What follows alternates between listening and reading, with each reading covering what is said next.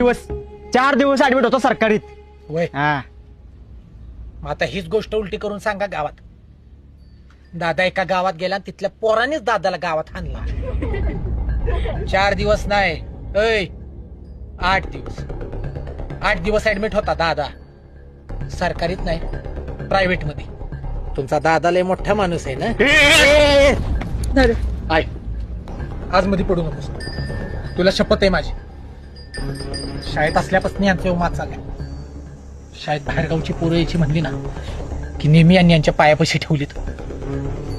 पण आज नाही. आज यांचा योमात संपवणार. तुझी तार असेल तेव्हा संपवशील ना.